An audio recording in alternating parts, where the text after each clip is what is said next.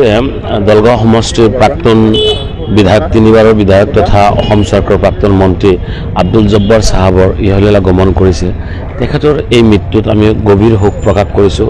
তেখেতৰ নিকটতম আত্মীয়লৈকে আমি আমাৰ সমবেদনা জ্ঞাপন কৰিছোঁ আৰু সঁচাকৈ তেখেত এজন ভাল ব্যক্তি আছে। তেখেত অসম আন্দোলনৰ পৰা আৰম্ভ কৰি আপোনাৰ যিমান মাইনৰিটি আন্দোলন হৈছে, মাইনৰিটিৰ সুখে দুখে তেখেত মানে আমাৰ লগত আছিলে, মাইনৰিটি মানুহৰ লগত আছিলে।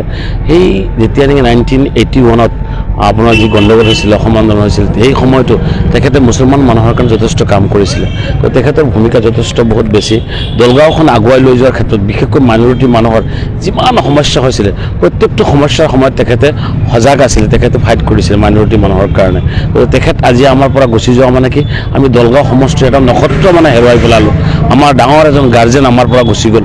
তেখেতৰ আত্মাৰ সদগতি কামনা কৰিছোঁ। তেখেতক যাতে আল্লাহ জান্নাত নচিব কৰে সেয়া আশা কৰিছোঁ।